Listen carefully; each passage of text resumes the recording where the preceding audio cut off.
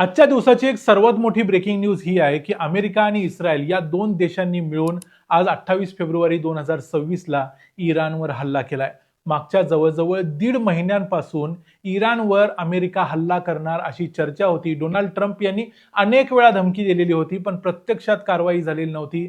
आज Donald Trump यांनी action घेतल्याबद्दल राष्ट्राला उद्देशून एक भाषण केलं. त्यामध्ये त्यांनी सांगितलं की इराणकडे अणुबॉम्ब असू शकत नाही. इराणनं कितीही प्रयत्न केले तर इराणला अणुबॉम्ब घेऊन आम्ही देणार नाही. त्यासाठी कुठल्याही थराला आणि काहीही करायला लागलं तर ते आम्ही करू. आणि इराणवरती आज अमेरिकेनं आणि इस्रायलनं जॉईंटली एक हल्ला केलेला आहे आणि येणाऱ्या काळात इराणमधली रिजिम चेंज करू, म्हणजे इराणमध्ये आता जे सरकार आहे ते उद्ध्वस्त करू, नष्ट करू, त्याशिवाय आम्ही आता माघार घेणार नाही, असं डोनाल्ड ट्रम्प यांनी सांगितलंय. नेमकं ट्रम्प काय म्हणाले, या युद्धाचं नेमकं कारण काय आहे आणि पुढच्या काळात इराणमध्ये काय होऊ शकतं ते बघूया आजच्या या व्हिडिओमध्ये. मी आहे रणजित यादव आणि तुम्ही पाहताय द मराठी बाणा. आज सकाळीच खरं तर बातमी आलेली होती की इस्रायलनं इराणवर प्रीएम्प्टिव्ह स्ट्राईक्स केलेले आहेत आणि त्याची सुरुवात झालेली आहे. इस्रायलनं सांगितलं देखील होतं की हे हल्ले हे इस्रायल आणि अमेरिका या दोन देशांनी एकत्र येऊन केलेले आहेत. त्यानंतर अमेरिकेनं देखील हे कन्फर्म केलं. त्यामुळे इस्रायलनं सुरुवातीला हे जे स्ट्राईक्स केले त्यामध्ये इराणमधल्या 30 महत्वाच्या शहरांना टार्गेट केलेलं आहे. इराणची राजधानी तेहरान, इस्फहान, नतान्स आणि इतर जी काही शहर आहेत या सगळ्या शहरांना टार्गेट केलेलं आहे. आणि या शहरांच्या मध्ये इस्रायल आणि अमेरिकेचा मूळ उद्देशच आहे की या शहरांमध्ये असलेली इराणचे जे महत्वाचे नेते आहेत त्या नेत्यांनाच नष्ट करायचं आणि त्या नेत्यांना नष्ट करण्यासाठीच आता हे युद्ध चालू झालेलं आहे. त्यांनी सगळ्यात पहिल्यांदा हल्ला कुठं कुठं केलाय ते बघितलं तर लक्षात येईल की 3 प्रकारचे टार्गेट्स अमेरिकेनं आणि इस्रायलनं आपल्या समोर ठेवलेले होते. पहिल्यांदा जिथं हल्ले केलेले होते ते म्हणजे बॅलिस्टिक मिसाईल जिथं इराणनं ठेवलेले आहेत त्या सगळ्या स्पॉट्सवरती हे हल्ले केले गेले, जेणेकरून बॅलिस्टिक मिसाईलचा वापर इस्रायल विरुद्ध किंवा अमेरिकेचे जे मिलिटरी बेस आहेत मध्य पूर्वेतले त्याच्या विरुद्ध केला जाऊ नये म्हणून पहिल्यांदा त्यांनी हे मिलिटरी बेसेसवरती हल्ला करायला सुरुवात केली. दुसरा हा हल्ला केला गेला सस्पेक्टेड न्यूक्लिअर साइट्स, म्हणजे ज्या ठिकाणी इराणनं आपली न्यूक्लिअर साइट्स केलेले आहेत, जमिनीमध्ये लपवलेले आहेत. आपल्याला माहिती आहे की जूनमध्ये देखील अमेरिकेनं ज्यावेळेला इराणवर हल्ला केला होता त्यामुळे त्यावेळी फॉर्दो, नतान्स, इस्फहान अशा शहरांवर हल्ला केला होता. तिथं न्यूक्लिअर साइट्स होत्या सस्पेक्टेड, अशी अमेरिकेला बातमी होती. आता पुन्हा एकदा अशा शहरांवर हल्ले केले जात आहेत जिथं इराणनं आपली शस्त्रास्त्र लपवलेली असतील, न्यूक्लिअर वेपन्स लपवलेले असतील, अशी जिथं जिथं शक्यता वाटते त्याच्यावर हल्ला केलाय. आणि तिसरी महत्वाची गोष्ट केलेली आहे ती म्हणजे इराणचे प्रेसिडेंट, इराणमधले महत्वाचे सगळे मंत्री, इराणची सगळी मंत्रालयाची ऑफिस आहेत, त्यात इंटेलिजन्स मिनिस्ट्री किंवा इतर कोणकोणती मंत्रालय असतील ती सगळी मंत्रालय, याशिवाय इराणचे सुप्रीम लीडर आयातुल्ला खोमेनी जिथं राहतात त्यांचं निवासस्थान, त्यांचं ऑफिस, या सगळ्यांना टार्गेट केलं गेलंय.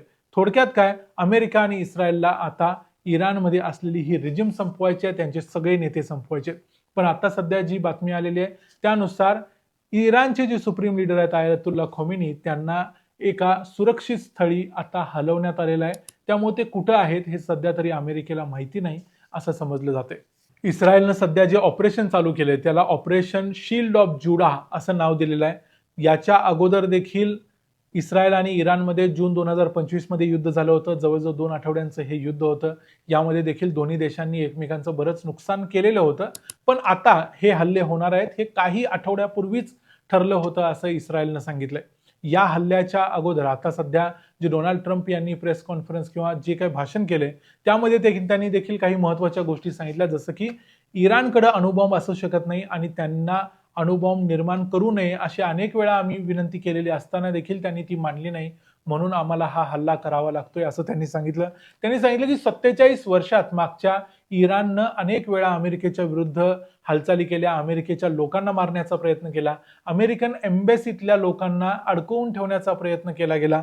या सगळ्या गोष्टीनंतर अमेरिकेची सहनशीलता आता संपलेली आहे, त्यामुळे अमेरिकेनं हा हल्ला केलाय असं त्यांनी सांगितलं. आणि म्हणून त्यांचं म्हणणं आहे की आता इराणमध्ये रिजिम चेंज होईल, म्हणजे तिथलं सरकार बदलेल, तिथं थोडक्यात अमेरिकेचा पपेट सरकार म्हणजे अमेरिकेच्या इशाऱ्यावर नाचणारं सरकार येईल असं थोडक्यात डोनाल्ड ट्रम्प यांना म्हणायचं आहे. Our objective is to defend the American people by eliminating imminent threats from the Iranian regime, a vicious group of very hard, terrible people. आता या युद्धाबद्दल पुढे काय काय होतंय ते आपल्याला समजेलच, पण ज्या लोकांना हे युद्ध का होतंय, या युद्धाचं कारण काय आहे ते माहिती नाही, त्यांना सांगतो की इस्रायल आणि इराण यांच्यामध्ये गेल्या अनेक वर्षापासूनचं एक वैर आहे. इराणमध्ये जेव्हापासून इस्लामिक रेजिम आली, त्या अगोदर इराण हा एक यूएसच्या जवळ असणारा देश होता, पण त्यानंतर तिथं सत्ता परिवर्तन झालं आणि 1979 झाली तिथं इस्लामिक रिव्हॉल्युशन झाली. त्यानंतर तिथं एक इस्लामिक रेजिम आली, ज्यामध्ये आयातुल्ला खोमेनी हे त्या सरकारचे प्रमुख आहेत. आता आयातुल्ला अली खोमेनी हे सरकारचे प्रमुख आहेत. जेव्हापासून तिथं इस्लामिक रेजिम आहे तेव्हापासून या इस्लामिक रेजिमच्या दृष्टीनं अमेरिका, इस्रायल हे त्यांचे शत्रू आहेत आणि त्यांना नष्ट करण्यासाठी आपण काहीही करू असं इराणचं नेहमी म्हणणं होतं. त्यासाठी इराण नेहमी हमासला किंवा इतर सगळ्या दहशतवादी संघटना जसं की हिजबुल्ला वगैरे सगळ्यांना मदत करते. गेल्या अनेक वर्षापासून हे चालू होतं. त्यामुळं आता सध्याचं मागच्या काही वर्षातला फ्रिक्शन पॉईंट हा होता की इराण आपल्या देशामध्ये अणुबॉम्ब तयार करायचा प्रयत्न करत होता आणि जर इराणनं अणुबॉम्ब तयार केला तर त्या अणुबॉम्बचा वापर इस्रायल विरुद्ध केला जाईल अशी भीती इस्रायलला आहे. अर्थात ही भीती खरी देखील होऊ शकते. त्यामुळं इस्रायलचं असं म्हणणं होतं की इराणनं अणुबॉम्ब बनवता कामा नये, त्यासाठी युद्ध करावं लागलं तरी चालेल, म्हणून त्यांनी जून महिन्यामध्ये मागच्या युद्ध केलेलं होतं. तसंच काही क्लॅशेस त्यांचे त्याच्या अगोदर 2024 मध्ये देखील झाले होते. म्हणजे थोडक्यात इराणनं अणुबॉम्ब बनवू नये या एका मुद्द्याभोवती हे सगळं युद्ध सुरुवात झाली होती. आता सध्याचं देखील सगळ्यात महत्त्वाचं कारण हेच आहे की Iran long range ballistic missiles बनवतोय, ज्या मिसाईलचा वापर इस्रायल विरुद्ध होऊ शकतो, युरोपातल्या अनेक देशांच्या विरुद्ध होऊ शकतो किंवा अमेरिकेच्या मिलिटरी बेसेस विरुद्ध किंवा इव्हन अमेरिकेच्या होमलँडवरती देखील होऊ शकतो. हे सगळं टाळण्यासाठी अमेरिका आणि इस्रायल हे दोघं जण मिळून हे ऑपरेशन करतायत आणि त्यांनी इराण विरुद्ध युद्ध पुकारलेलं आहे. आणि यावेळेला या युद्धाचा शेवट कदाचित इराणचे सुप्रीम लीडर आयातुल्ला खोमेनी यांचा मृत्यू किंवा त्यांना पदच्युत करूनच होईल असं वाटतंय. नक्की काय होईल ते आताच सांगता येत नाही, पण तरी देखील या युद्धाला ज्या मागच्या जवळजवळ 1.5 महिन्यापासून चर्चा होती त्या युद्धाला सुरुवात मात्र झालेली आहे. या व्हिडिओमध्ये इथंच थांबूया. तुम्हाला या विषयावर काय वाटतं? इराणचं म्हणणं तुम्हाला पटतं का की आमचा स्वतःचा देश आहे, आम्ही आमच्या देशात काहीही करू, तो आमचा निर्णय आहे, की अमेरिका आणि इस्रायल या ठिकाणी बरोबर आहेत? तुमचं मत आम्हाला कमेंट्समध्ये जरूर सांगा. व्हिडिओ आवडला असेल तर व्हिडिओला लाईक करा, चॅनलला सबस्क्राईब करा. पुन्हा भेटू पुढच्या व्हिडिओमध्ये. तोपर्यंत पाहत राहा द मराठी बाणा. जय हिंद, जय महाराष्ट्र.